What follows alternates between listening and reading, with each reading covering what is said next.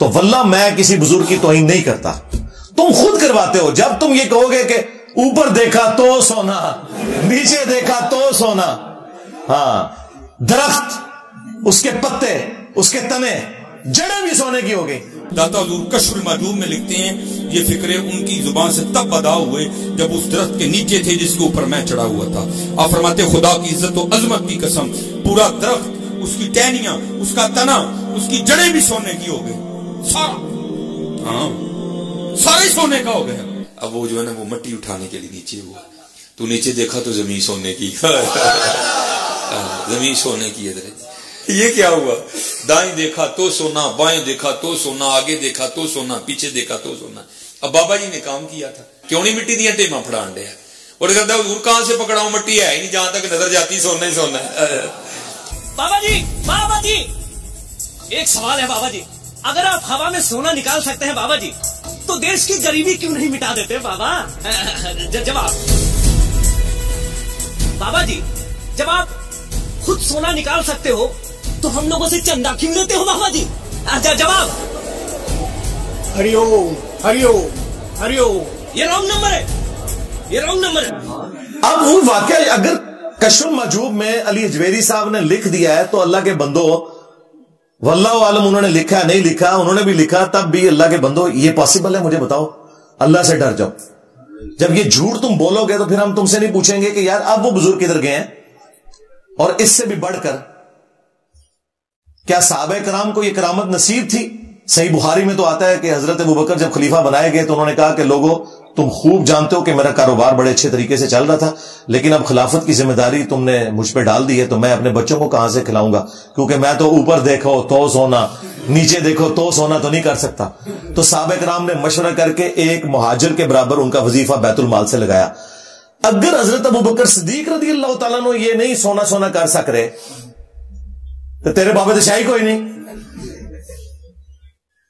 اس سے بھی بڑھ کر سورہ توبہ کی آیت نمبر 92 ہے ہمارے محبوب صلی اللہ علیہ وآلہ وسلم کے بارے میں کہ اے نبی صلی اللہ علیہ وآلہ وسلم، غزوہ تبوک کے موقع پر جب یہ عرابی لوگ، بادیہ نشین، پینڈو لوگ آپ کے پاس حاضر ہوئے کہ آپ ہمارے لیے کوئی سواری کا بندوبست کر دیں تاکہ ہم آپ کے ساتھ اس جہاد میں رومن امپائر کے خلاف شریک ہو سکیں، تو تم ان سے فرماتے ہو کہ میرے پاس تو کوئی ایسی چیز نہیں کہ میں تمہارے لیے سواری کا بندوبست کر سکوں۔ تم دیکھتے ہو کہ یہ تم سے اس حال میں واپس پلٹتے ہیں کہ ان کی آنکھیں آنسوں سے تر ہوتی ہیں اس غم کے سبب کہ یہ جہاد میں شریک نہیں ہو سکیں گے۔ نبی علیہ السلام کے صحابہ کرام تو روتے ہوئے وہاں سے چلے گئے، نبی علیہ السلام نے اوپر دیکھا تو سونا، نیچے دیکھا تو سونا تو نہیں کیا۔ وہ تو جامع ترمذی میں آتا ہے کہ حضرت عثمان غنی رضی اللہ تعالیٰ عنہ نے اپنے مال میں سے سونے کے دینار اور ساز و سامان دیا غزوہ تبوک کے موقع پر۔ انہوں نے بھی سونا بنایا نہیں تھا، محنت سے کمایا ہوا تھا۔ اس سے بھی بڑھ کر سورہ بنی اسرائیل میں 9 معجزات تھے جو نبی علیہ السلام سے کافر کہتے تھے کہ آپ کر کے دکھائیں گے، ان میں سے ایک یہ سونے والا بھی تھا۔ اس کا سونے کا کوئی گھر بن جائے، اوپر دیکھو تو سونا، نیچے دیکھو تو سونا ہو جائے۔ تو اس کے جواب میں کہا گیا نبی تم فرما دو کہ میں بشر ہوں، رسول ہوں، یہ میرا کام نہیں ہے کہ یہ معجزات میں خود سے دکھا سکوں۔ تو مجھے بتاؤ کہ اگر قرآن میں نبی علیہ السلام کی نبوت سٹیک پہ لگ جاتی ہے نعوذ باللہ اس حوالے سے کہ کافر ان کے اوپر یہ ڈیمانڈ رکھ دیتے ہیں اور اللہ تعالیٰ وہ ڈیمانڈ بھی پوری نہیں کرتا کہ بھئی ایسا نہیں ہوگا، اللہ چاہے گا تو ہوگا، کہ اس کا سونے کا گھر ہو، تو اگر نبی کے غلام یہ سارے کام کر لیتے تھے تو نبی علیہ السلام کے کیس میں کیوں نہیں ہوگا؟ دنیا بقدر ایفرٹ ہے یار، اس لیے قرآن و حدیث ڈائریکٹ نہیں پڑھنے دیتے، کہتے ہیں تم گمراہ ہو جاؤ گے، یعنی کہ راستے پہ آ جاؤ گے۔ تو جب تم اس قسم کے جھوٹے واقعات کو دین بنا کے پیش کرو گے تو پھر تو ہم یہ کہیں گے جی ابو الحسن خرقانی کے بارے میں فرید الدین اتار نے نقل کیا، جی وہ خواب میں آگے محمود غزنوی کے سومنات پہ آخری حملے کے وقت اس نے وہ جبہ لے کے دعا کی تھی، اندازہ کرو۔ بابا جی ناراض، بابا جی ہاں۔ حضرت ابو الحسن خرقانی ایک بزرگ گزرے، یہ حضرت باعزید بستامی کے سجادہ نشین تھے، اتنے بڑے آدمی تھے، اپنا جبہ دیا محمود غزنوی کو، جب مشکل آئی تو دعا مانگنا آگے رکھ کے اللہ فتح دے دے گا۔ تو محمود کہتے ہیں جب سومنات کے مندر نہیں فتح ہو رہے تھے تو میں نے بابے کا جبہ سامنے رکھ کے دعا کی تو اللہ نے مجھے فتح دے دی۔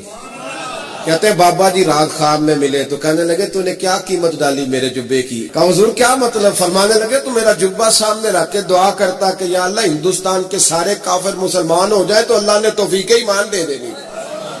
یہ تو نے کیا دعا مانگی ہے؟ بابا جی نے کہا کہ تو نے تو میرے کرتے کی قیمت ہی بڑی کم لگائی ہے. اگر تو یہ جبہ اٹھا کے یہ کہتا نا کہ قیامت تک ہند کی سرزمین میں کوئی کافر نہیں ہوگا تو یہ دعا قبول ہو جاتی.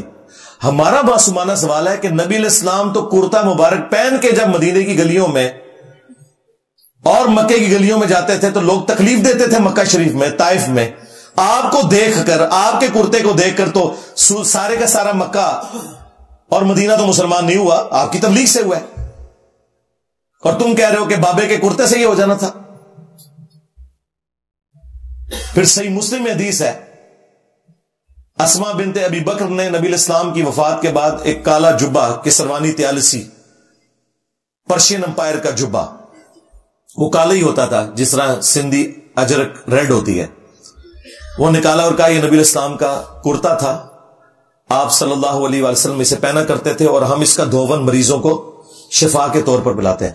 نبی علیہ السلام کا کرتا شفا دیتا ہے اللہ کے اذن سے، لیکن صحابہ کرام نے جنگ قادسیہ اور یرموک میں نبی کا کرتا نہیں پیش کیا کہ جتنے یہاں پہ رومن امپائر کے لوگ ہیں سارے کے سارے مسلمان ہو جائیں اس کی برکت سے. تو تیرے بابے کا کرتا اتنا بڑا کتوں ہو گیا؟ کہانیاں کروانا ہے. کہتے جی نبی کے ساتھ کیوں کمپیئر کرواتے ہو؟ اس لیے کہ ہمارا نبی وہ ہے جس کی قبر مدینے میں، ہم نے کلمہ اس کا پڑھا ہوا ہے نا. تمہارا نبی کون ہے وہ بتاؤ؟ کہیں وہ تو نہیں ہے جس نے کہا تھا کہ میرا جھنڈا محمد کے جھنڈے سے بھی بڑا ہوگا، بایزید بستامی؟ ہاں، اور تمہارے مولوی دفاع کر رہے ہیں کہ اللہ بول رہا تھا ان کے منہ سے، اور اللہ تو نبی کے منہ سے نہیں بولتا. وہاں میں بھی آیا وما ينطق عن الهوى ان هو الا وحی یوحى، نبی اپنی خواہش نفس سے کچھ نہیں کہتے، وہ کہتے ہیں جو ان کو وحی کی جاتی ہے. اور تو ہر وقت با یزید فقر با یزید فقر جنید و با یزید، یہ وہ شعر پڑھتا رہتا ہے ڈاکٹر اقبال کے. بھائی ہمیں یہ اختلاف ہے، کیوں اس نے کہا لوائی اعظم من لوائی محمد، میرا جھنڈا محمد کے جھنڈے سے بڑا ہوگا، قیامت کے دن کا جھنڈا تو ہمارے نبی علیہ السلام کے پاس ہوگا. ہاں، اور یہ ڈیفینڈ کرتے ہیں اس کو. تو بھائی اگر بزرگوں کی عزت کروانی ہے، ان کا ایمان بچانا ہے، تو ان سارے واقعات کو جھوٹ کہہ دو، ہم تمہارے ساتھ ہو جائیں گے.